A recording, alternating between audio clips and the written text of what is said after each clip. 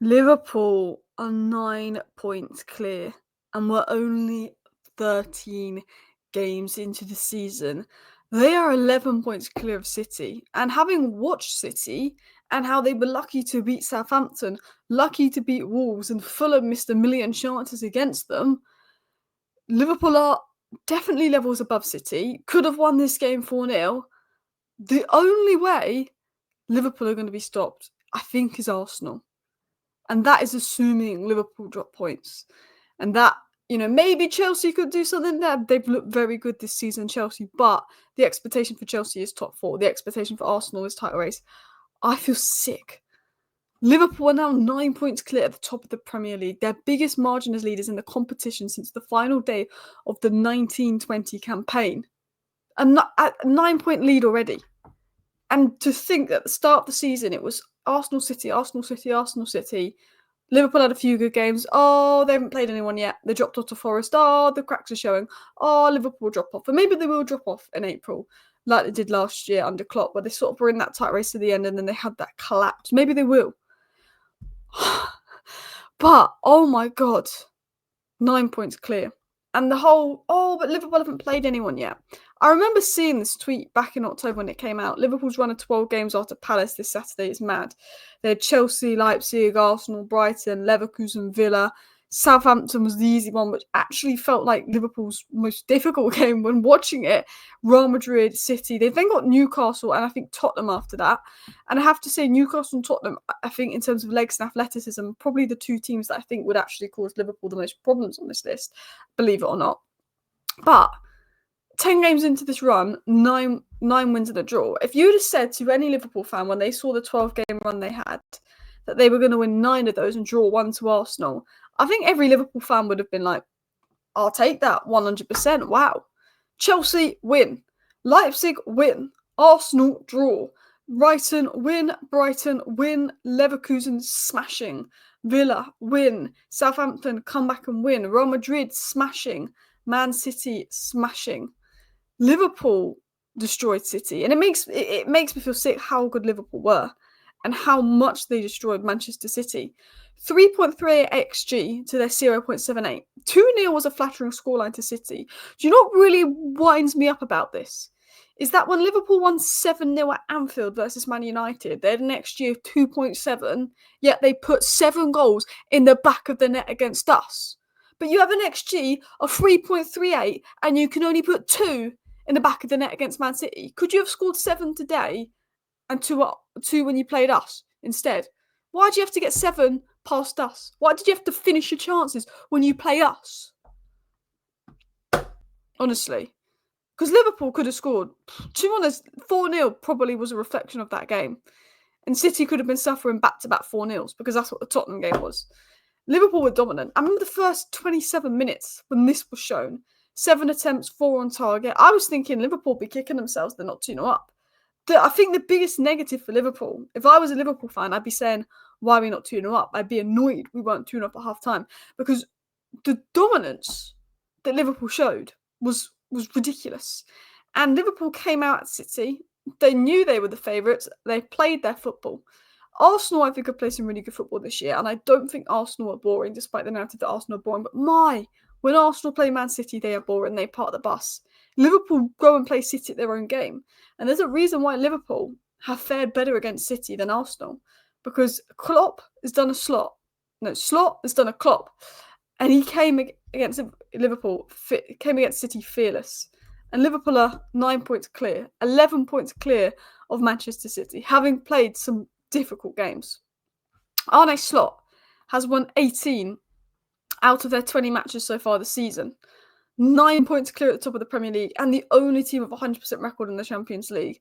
And to think that Arne Slot didn't really get a transfer window, to think that, Liverpool side, didn't win the Premier League or the Champions League last season. They weren't in the Champions League last season. They didn't win the Europa League. They had that drop-off at the end of the season where people were saying, Liverpool need this and this and this in the transfer window. They didn't get any of that.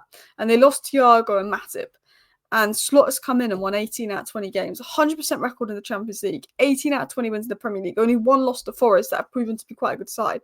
I'm jealous. I hate to say this, but I'm jealous as a United fan. I wish United could be in the Champions League unbeaten record, winning 18 of 20 matches. I'm jealous of how it must feel. I really am. And I hate to say that. But let's talk about Liverpool, because attack wins you games, defence wins you titles. And their defence was solid today. Kelleher has stepped up. Van Dijk, man of the match for me, but he gifted City a chance at the end there. Kelleher. Unbelievable. No Alisson. They've had Trent missing at points this season. No Jota. No Konate, who's probably been their second or third best player this season. And they were fantastic. I thought Van Dijk was a monster. He kept Haaland quiet. Haaland did nothing. Haaland didn't have a sniff. I'm glad I took Haaland out of FPL, I tell you that. Joe Gomez stepped up well. I've always said this on Joe Gomez, but I think he is the definition of a true professional. He doesn't play every game, and I think he's a player that is good enough to play week in, week out in the Premier League for a top 8 side. I think he could play week in, week out for, let's say, Newcastle United. I think he's good enough to do that. He would start for Newcastle United. He'd start for a lot of Premier League sides. So I think he's a player that probably would be annoyed that he's on the bench because of his ability. But whether he's played left back, right back, centre back, and even at times in DM, he's stepped up whenever called upon. He's not played Joe Gomez. You are playing the biggest game of the season versus City. At centre back, he does his job. Whether it's left back, whether it's right back, whether it's centre back, he doesn't complain about being on the bench. He doesn't cause any problems. He has a game here, he has a game there. Van Dijk and Konate has been so good, he cannot get in. And he's a good enough player to be starting week in, week out in the Premier League. But when he's called upon, he steps up.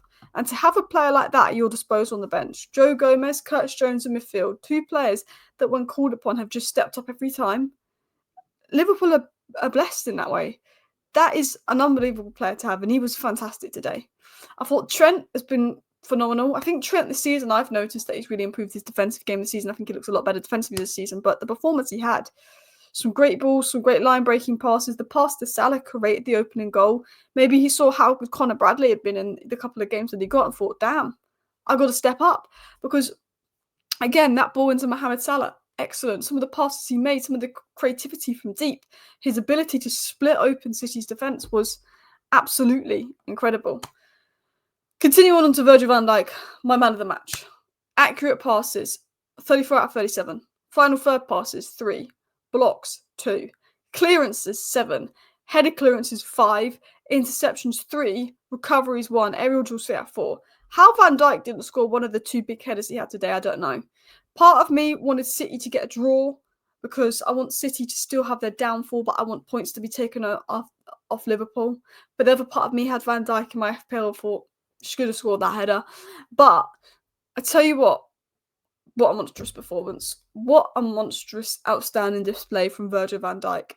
Constant threat in the air, was dominating the set pieces. Honestly, regardless of whether it's Konate, Kwanzaa, Gomez, he'll step up in a performance. Obviously, Matip back in the days, fantastic centre-back. When Liverpool aren't leaking in midfield, he really steps up to the occasion as well. I thought he was dominant. It looked effortless to him. That's the mad thing. He's playing against Haaland, who, of course, City aren't in their best form and Haaland isn't their best form. But Van Dijk made it look effortless today. He was stronger, he was faster, he positioned himself well. Haaland only managed 7 passes and 1 shot against Liverpool, failing to win any of his duels. Van Dijk won 4 duels, 7 clearances, 2 block shots, 3 interceptions, and himself had a higher XG than Haaland, despite being the centre-back. His aerial strength, his ability to read the game is ridiculous. And I saw this stat. He's only lost 2 out of 100 games at Anfield, which is a ridiculous record, especially because Liverpool did have 1 or 2 bad seasons in that. Well, I say bad seasons. They still were all right, but it wasn't in the title race seasons. But what he does is it's the way he reads the game and positions his body to intercept the ball, to cover space. It's such an underrated aspect of his game, but his reading ability is phenomenal. And look at him, 0-0-0-1, 0-1, 0-1-2-1, 0-2-0. His record in the Premier League is unbelievable. Liverpool this season have conceded 8 goals. 8 goals. That's ridiculous. And if you look at just general data, highest performing centre-backs in the Premier League this season, Van Dijk first, Konate second. I know he's aging, but I don't know what. Liverpool cannot lose Trent, Van Dijk and Salah in one summer. That's too big of a loss for them. That's 3 of their 4 world-class players gone. And you could argue a few more of their players could be world-class after the season. But when you think of world-class, Alisson, Trent, Salah, Van Dijk, they're obvious ones. You can debate Konate at this rate. If Gravenberch continues this for another year, he's getting in that category. Do you know what I mean? But look at that. It's ridiculous. Ridiculous. And my general thoughts on the game was this. Liverpool haven't played anyone yet. Narrative's been silenced, I think. 2-0 was a flattering scoreline to City because Salah missed a one-on-one. They had 3 or 4 opportunities. They were so dominant, like particularly in the midfield. I mean, Gundogan. It was men against boys. They didn't have Konate, Jota, Alisson. There was no excuse. They'd done the job. And what Arne Slot's done is he's brought the best out of this Liverpool side. They beat Real Madrid for the first time since 2009. They beat Manchester City, absolutely battering them. Van Dijk, Szoboszlai, Gravenberch, all 3 standout players for me, and Salah. Of course, I'm going to talk about Salah.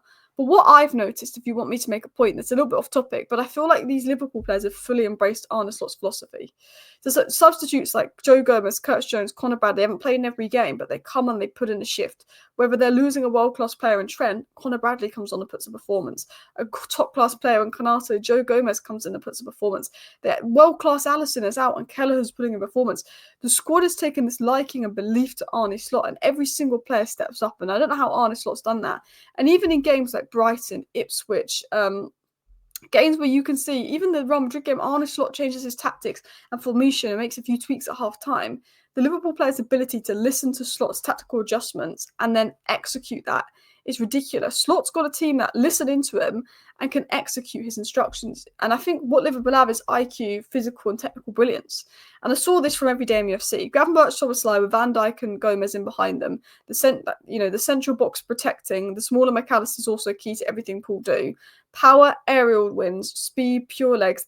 This is how to construct a team. City can't cope. Critical for how United go forward recruiting. I've been talking a lot about Manchester United and our problems, and I've always felt that United's biggest problem is the legs in midfield, the lack of energy. That's what we have. We can't physically compete. That's why we got battered by Liverpool. That's why we got battered by Tottenham. And if you look at how Liverpool have built the team, they've got players that are good in the air, that can cover ground, that are legs, that are powerful as that core box. And then you've got someone more technical and shifty like McAllister advance, and then you've got your Salah, your Diaz's, your Gakpos that can run the show and attack. And Liverpool have built a side where, as good as the job Arne Slot is doing, and I'm not taking that away from Slot, Slot has inherited a side that actually, even if he can't 100% do what he wants to do, he's got players with physical, technical attributes, the IQ, the physicality, to make sure that he can do a good job with that side. So let's talk about Salah. I think it was between Salah and Van Dijk, the player of the match. I thought Salah was fantastic. 1 goal, 1 assist, 1 out of 2 dribbles completed. Had a very good game. I was quite dangerous going forward. And yeah, it was a fantastic assist. He got into some good areas in the final third. He was a threat throughout the game. He really caused City's defence some problems. I thought the penalty, because the goalie went the right way, was just perfect. Because he missed his last one. So calm, cool and collected. Southampton today, these are big pressure penalties that could be make or break in the title race, and he's put them away. You know, he's caused the City defence a lot of problems. His movement, I thought, was really good today. And he's got Arne Slot's given him a bit of a free roll. He can drift centrally at times. He can go wide at times, and that works for him. He now has 100 assists for Liverpool, and he's now has 36 games where he's got both a goal and assist, which equals Rooney's record. Thought he was fantastic today. And obviously Kelleher was good, Trent was good. Don't want to make this video too long, but I want to talk about the other 2 players that impressed me, which were Gravenberch and Szoboszlai in particular. I thought Gravenberch had an outstanding performance. I think he's been so consistent this season. I think how Slot's profiled him has been excellent. And I think Gravenberch has really stepped up in those big games. I think he was winning his presses. He was winning his battles. He completely neutralised Foden.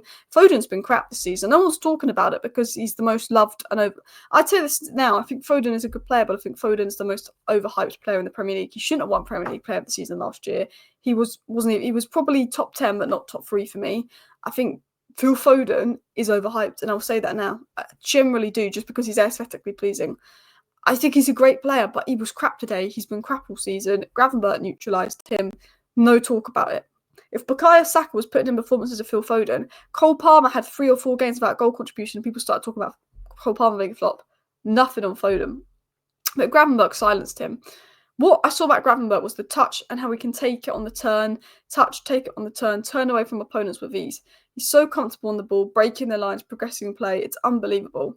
And at times, he just drove through the opposition's midfield. Unbelievable. Szoboszlai, I think Szoboszlai put in a man-of-the-match performance. You know, there's a few Liverpool fans giving him stick lately, but that is what Szoboszlai was brought for.